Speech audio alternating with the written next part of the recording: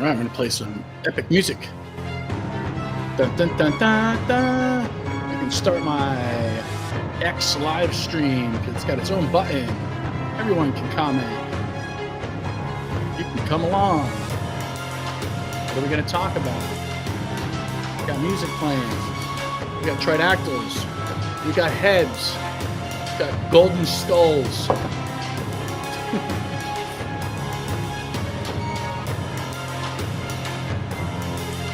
Let's look up, where's our research papers?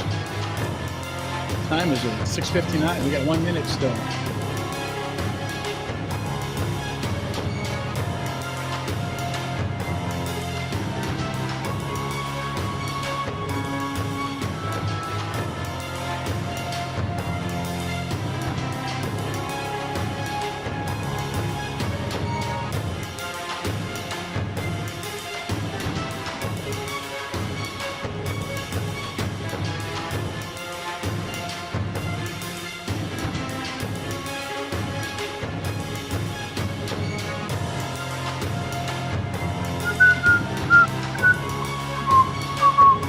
Epic music playing for epic subject matter. The most epic topic in the history of planet Earth. I guess unless you were there in the beginning. That was probably pretty epic, wasn't it, back then? Let's turn the music down a little bit. Here we are at Let's Talk Tridactyls from the Constant Companion Theory. I am your host, Mr. Ed. I am an independent researcher and former archaeologist who has worked with the local natural history museums and alongside paleontologist prodigy Bobby De Palma, many times with him, as well as in the lab at the Graves Museum. I didn't find paleontological work too exciting. I didn't get to go out in the field because I had to watch the museum with the assistant director while the director and all the cool kids went to Montana, I think, South Dakota, I don't know, a bunch of places. So here we are. I just got off of a wicked long podcast with the Occult Rejects. They're going to release that episode next week so we can see how well I did back then. We talked about a lot of different things on there. Important stuff about the Constant Companion Theory. We were never alone. So I assert that the infamous aquatic beings such as Dagon and Oannes, who emerged from the primeval oceans to teach humanity after the supposed floods, are in fact these beings. And I know it's fringe, but we have bodies. We have bodies and we have archaeological evidence. We're going to be giving away another head today. One's going to be going to tridactyls.org themselves. The web designer there, Gonzalo Chavez, I believe is his last name. He's got a groovy restaurant out in New Mexico, and we're going to mail that head to him.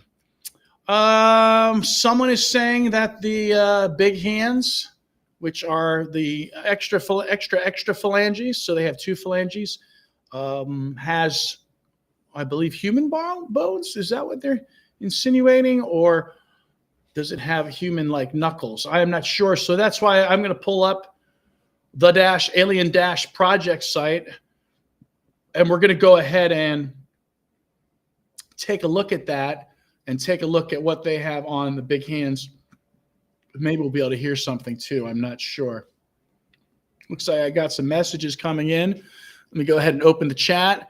So the chat, you're going to be able to see what people write, so we can keep that maybe even going. I can leave that up depending on what we're watching here. Yeah. So let me refresh myself how to share. We're going to share this screen, it looks like.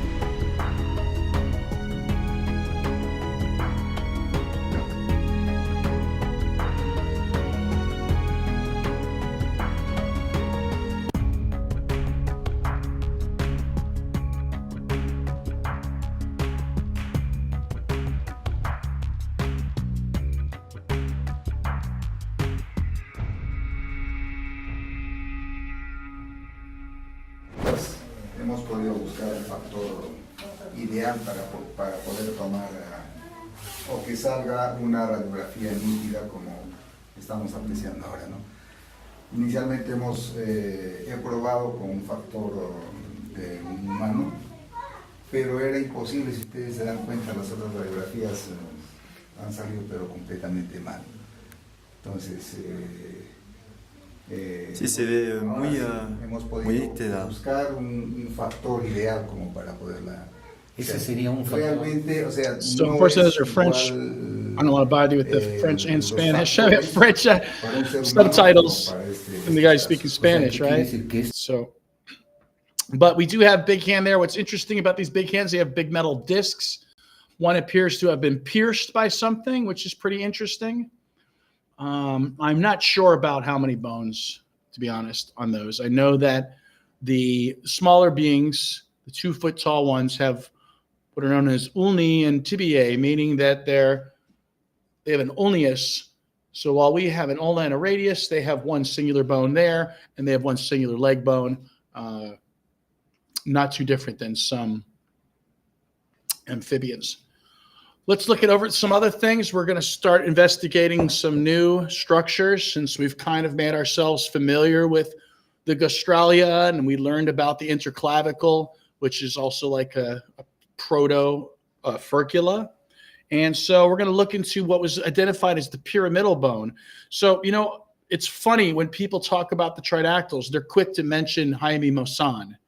In fact, somebody I know would always mention Jaime Maussan, which is very strange because Jaime Maussan didn't discover the beings. He's not the point of contact. He's not a researcher in the sense of a medical or a scientist or an archaeologist, even as myself. So Maussan is really a no issue. But what we tend to forget is there is one individual whose report should be on tridactyls.org somewhere, if someone wants to help me there. And it's the Russian gentleman, and I think the pronunciation is Gatetsky. So this gentleman is who Cliff Miles, the paleontologist, and Korokov, the Russian bioenergist, I don't know, is that what he is? Those two, I didn't realize, who I had sort of looked up to a bit, and as well as Dr. Jose Zalce Benitez. And not to say that people like Rangel aren't doing things, and Jose Rios either, but really it was Cliff Miles' report that sourced Gatchetsky for information. So I thought Gatchetsky, there it is. And we can, do we have to download it? I guess we have to download it. Let's just go ahead and take a quick look at that and see what he has, since Gatchetsky is is a lead in all of this, right? So let's stop that. And we're just going to head over to we're leaving the alien-project.com. So they're the original guys. You can go there and interact with the CT scans yourself. You can interact with 3D, 3-fingered mummies. You can look for eggs in some of the little ones. And I had a little something on my face I just noticed. Thanks to the camera, I was able to see that. Someone would have wrote in later. So let's look at this guy's paper here, because, again, he is a leader in all of this. So what do we got here? Let's zoom in so we can get Galetsky. See? Oh, God. I am I butchered that man's name.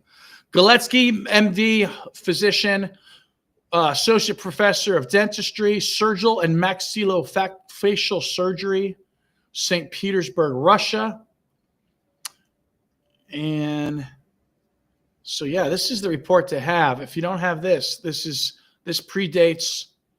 And it says right here, a comprehensive account of this episode can be found in the book, The Mysterious Mummies of Nazca by K.G. Korokov. I see. And so this is when they said she was human. Of course, she's not fully human. So, okay, this is cool. This report has Maria in it. Montserrat. So this is easy enough if you do have access. I'm not sure. I don't know how easy this is to make accessible. I guess I'll add it to my, I do have a Tridactyls group. I don't know if, and that's on Facebook. I don't know if that's the best method to get the information across, to be honest. Oh, and you can't really see it too well either. So let's zoom in here so you guys can get some. There's some cool pictures in here, right?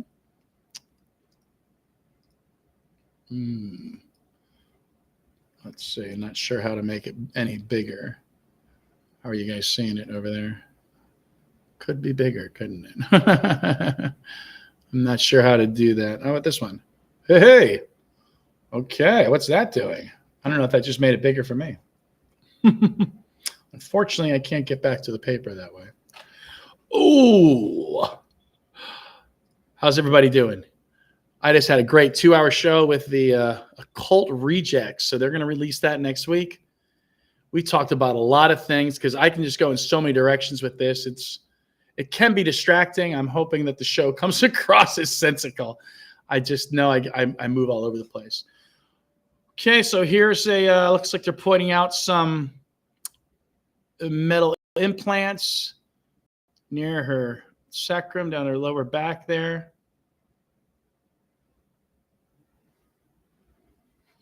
Some damaged skin hanging.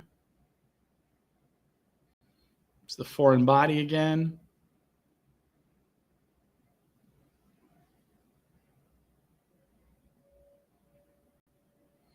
So this guy's doing like a full-on sort of a forensic report here about where the blood flowed. The blood flowed from the wound down the buttock and accumulated in the area of the right hip joint and the wing ilium. So there's still plenty of to learn here. This is why I keep researching every day. This is my full-time job as of now. I'm sort of paying myself to do this. I do lose money technically because I'm not working as much as I should be, but I feel like this is important enough. Here we got a fractured rib. The rib cage on Maria is it is very barrel chested, very much like an ape. And so she does have the two different ape DNA in her, right? She has the bonobo, the chimpanzee, as well as Han and Myanmar DNA, which I suggest are related to Naga and dragon mythos. So right now we're just going through the Galetsky report, the gentleman who sort of paved the way for Korakov and Miles to report. And then what am I doing? I'm just disseminating what Miles, Korakov, and Zalsi Benitez told us. And of course, there's other people supplementing. Be sure to go to my website, tridactyls.org, so you can read my cultural papers on why these beings are the ancestors. These are the post-deluge tutory beings of myth and legend. Religions all over the world noted these people, beings. And we're just going through here. We're going to be looking at some more Maria. We'll look at some of the scans today too, but I definitely thought that this paper and this gentleman deserved more talk. I didn't realize there was all these different reports on the other hybrids here. A hematoma.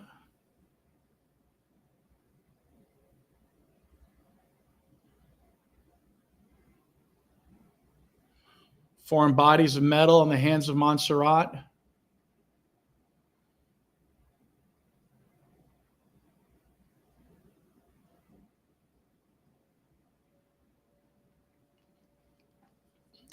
An analysis of Maria's cranium. So we're on tridactyls.org right now. We started off tonight with thealienproject.com. And I try to do that every show, to be honest, because let's face it, you know, these are the true hands-on medical researchers. I'm just the cultural guy who's found himself getting involved in the biology. In fact, looking at their morphology, let's go ahead and let's wrap this up real quick. How many pages are there? Oh, there's 100 pages. So there's definitely a lot to go through there. I need to really take a better look at that. I think that would be a fair, that deserves that look, right? This deserves the attention. All right, let's go ahead and let's share. Let's take a look at the tridactyls.org, some of the scans. And, some people don't think really I should be sharing these because it's not the science. But, I have used these to discover what I suggest is a Euro style, which refers to the lower backbones that Galetsky had noted is either fused, or you should probably look his exact words, but I believe Miles said fused.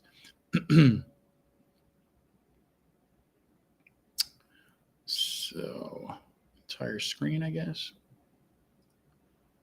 All right, let's take a look at this today. So we've got my favorites up, at least the favorites I have the scans to. I'm a big fan of the 2 foot tall little ones. I think they predate the hybrids, and so they're a bit more of an interest to me. And what do we see here? We see Albert, Luisa, and Victor Victoria. So there's going to be confusion, likely, in the sexes, but the mythological narratives talk about beings and gods who are able to switch sexes. And if you're familiar with some of the life ways of an amphibian, amphibians are known to go through sequential hermaphroditism. In fact, some species of animals, don't quote me on which one, I think it's an amphibian, they can switch sexes and then return back to the other one. So, this has been really rewarding for me. All the learning I've done, I feel like I've given myself, at least a honorary master's in tridactyls, and maybe even beyond that. We'll see. But I feel like I've earned my honorary master's in tridactyls for the last 2 years. So Albert, we have different imagery here. Don't ask me to explain the imagery. You can see the infamous long necks made famous by Steven Spielberg and his Close Encounters and E.T. as well. But one of the things I wanted to talk about besides the Euro style, so let's use Luisa for this. We're going to zoom in to Luisa's butt here.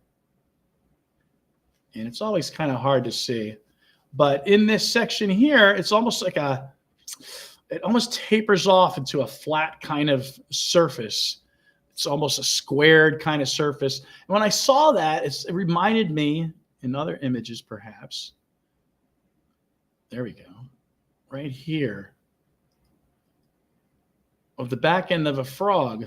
And it turns out, like Maria, their coccyx are both missing. And that implies amphibious lifeways where perhaps they started life as a larva and then through metamorphosis experienced front limb development first. Now, when I went in looking to Artemis's eggs, I did stumble across a couple of larvae. And I think one of the reasons I was able to find these tridactyl fetuses is that I used the Chinese pig dragons as influence, as what I was looking for. And I think these Chinese pig dragons, which are typically a jade or some sort of greenstone to the ancients, I believe they depict the larva within.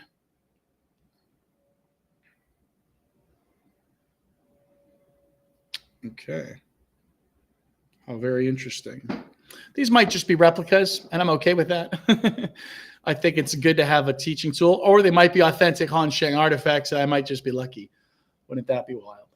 So, yeah, the Euro style, but we want to talk about some inner bones that don't get talked about too often, and I'm talking about the pyramid. Did the tridactyls build the pyramids? I don't know, but there's a pyramid in their skull. Let's share that.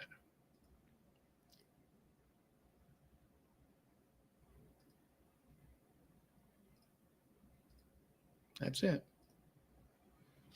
Okay. Pyramidal bone. Very strange structure. Let's read what I have here. The pyramidal bones in the tridactyl skull most likely function as internal resonators, enhancing vocalizations. Structurally hollow and situated posteriorly, they may have also served as buoyancy regulators, helping modulate intracranial pressure during submersion or motion. Their anatomical position supports a role in vestibular integration, contributing to spatial orientation and balance. Miles actually is the one that suggested the balance, and I suggested the vocalizations. And honestly, this is one of those things, it is speculative. It's sort of instinctual on my part, but that is what I'm going with, that these bones encourage perhaps communication underwater, encouraging a click system. I do believe these people, these tridactyls, may have sounded something like some of the language of the Bushmen of the Kalahari, who represent an early human population. So let's look at that again. All right, and you can see we've got three different views, looking down, looking from behind and into the skull, and then we have a side view. And so these are pointed out by, I'm not sure, by Galetsky and Miles, or both of them.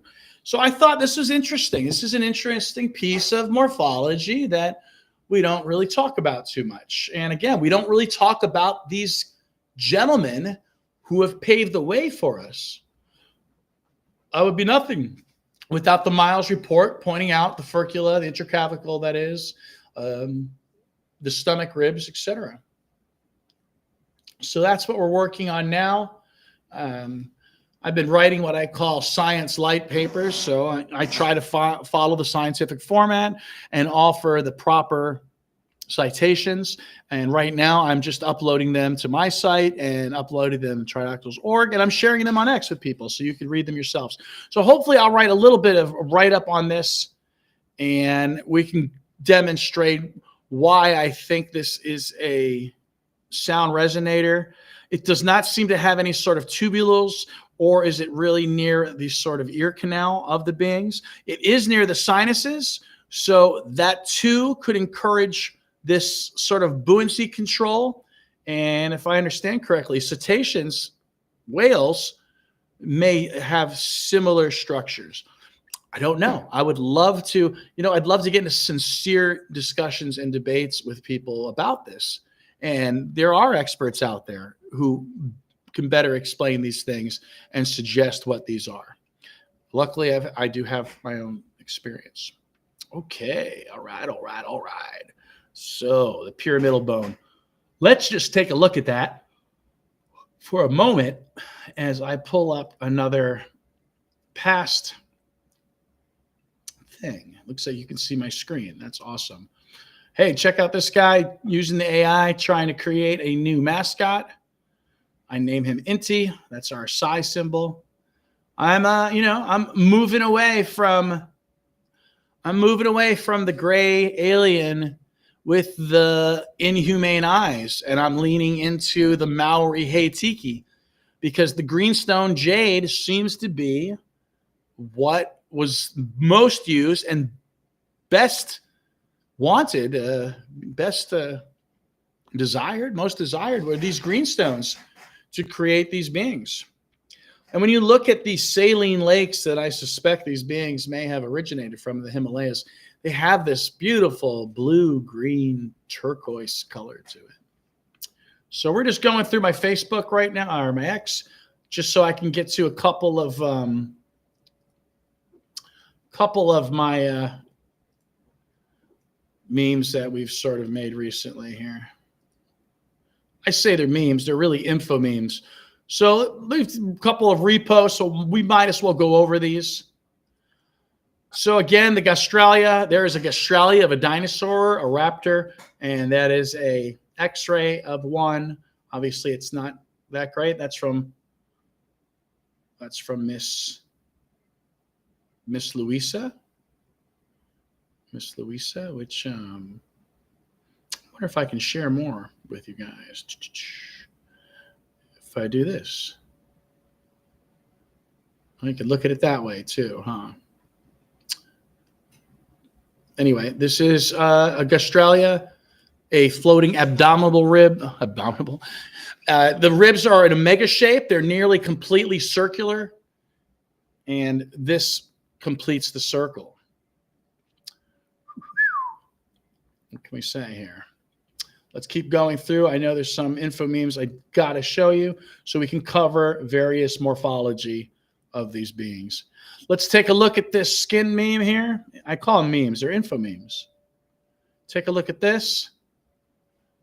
And you can see there is a magnification of the skin, skin under a simple microscope, some close-up of the dermal scutes. Note the fingerprints going in a parallel striation. And you can also see the cross-hatching on this skin pattern. So little diamonds are created.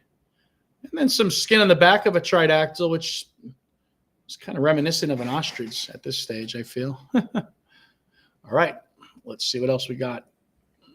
So my info memes kind of just put everything into bite-sized bits of science.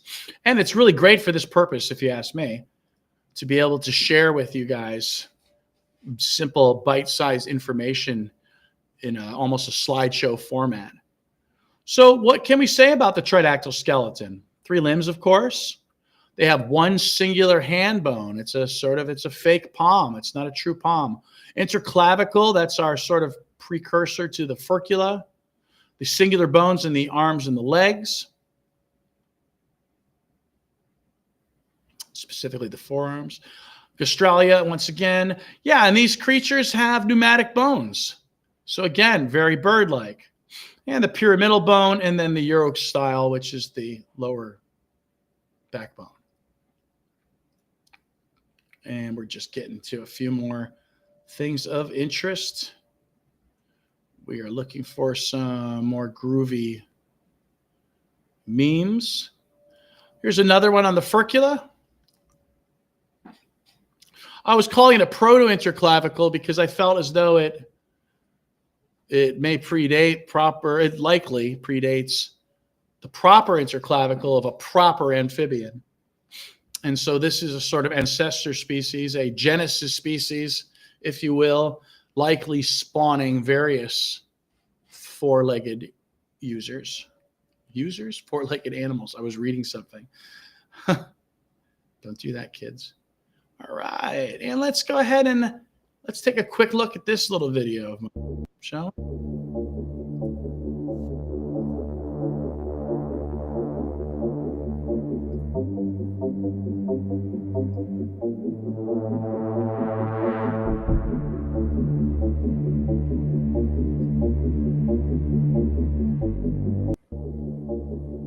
So it's actually kind of obvious to me that these beings appear to be able to switch to a four-legged stance. And I suggest that for a couple of reasons.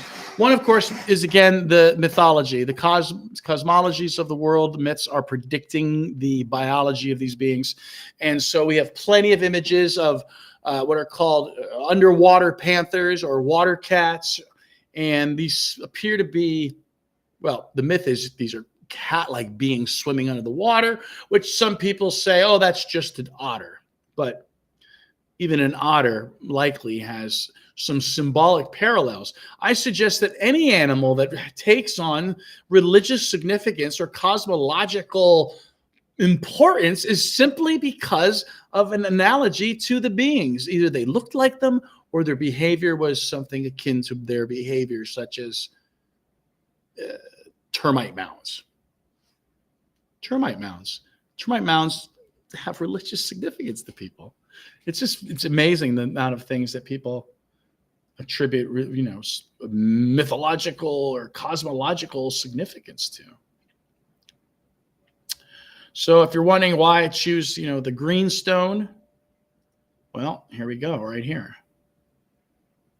There's a little Heitiki there. And this too may also have additional steganography, so it might be depicting a trinity. You can also see what appears to be perhaps even maybe a fake furcula. I don't know. Let's continue. We're looking for any new information that I've discovered during the week. So here is a skull with the diatomaceous earth removed. And admittedly, I did do Photoshop, but it was just a hair. I just tweaked. I just added like a little, maybe a wee bit saturation, and this thing popped with green, which is why I'm going to be painting my future tridactyl skulls green. And we will be giving away a head today. We're giving one to Gonzalo. We also have, who is it? Mr. David Rizzo, who won a skull. I don't know where he is. I can't recall where, what platform he was on. I want to give him his skull. I think that's good, though. I think that covers a lot of stuff new that we just learned about. We just discovered, because that's the way this works. This is an ongoing discovery. And just like even during my last podcast with these nice people at the Occult Rejects, you can see people were making connections. So that's all you need. We just need the permission from the bodies to believe something else and to rethink history, because now we have something different. We have the bodies, the beings that are depicted in archaeological record all over, and they support the myth and the cosmology from all over the world. Let's take a look at giving away a skull. If you're out there listening, you should be able to comment. I'm not sure. You should be able to comment. You should be able to watch along. So we're going to go ahead and give away our next tridactyl head. That is Josephina. So this was made from originally a 3D scan, was then printed in a plastic 3D printer. Actually, she's only about this big, and so the head had to be blown up to as close to real size as we could. Hopefully this is pretty accurate for a 2-foot tall tridactyl. And I originally thought, if you're watching, I thought this was painted gray.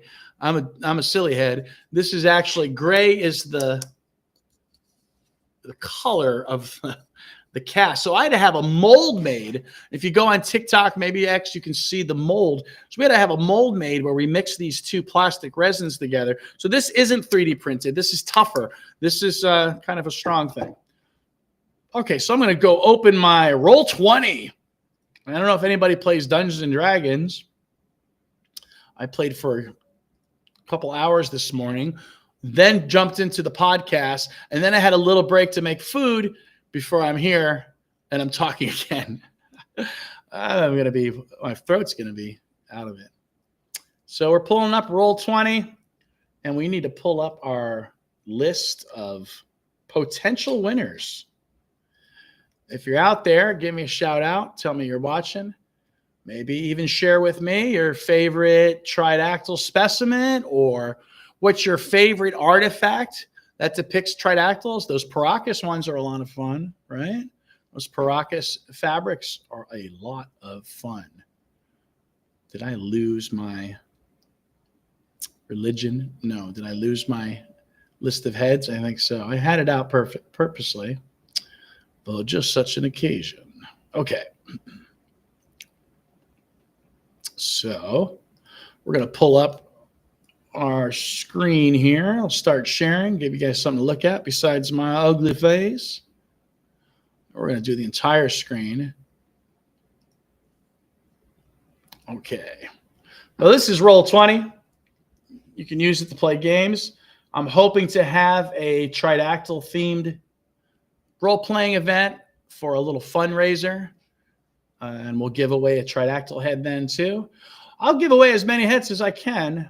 I'm probably going to try selling some too, honestly, because why not? I've been working for 2 years, not making any money off of this, of course. So if I could sell a tridactyl head here and there to pay for a few hours, that would be awesome.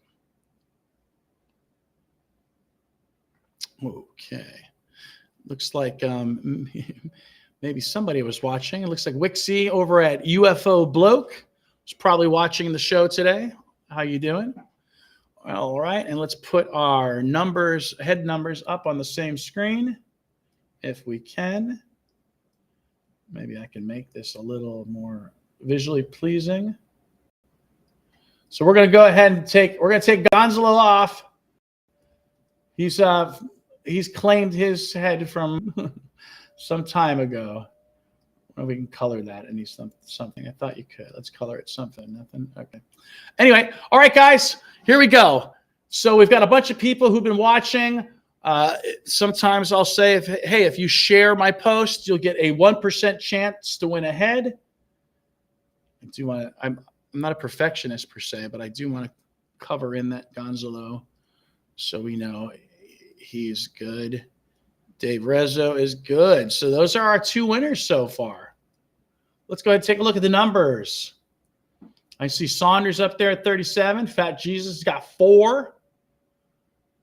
Camille's got 17 and 52.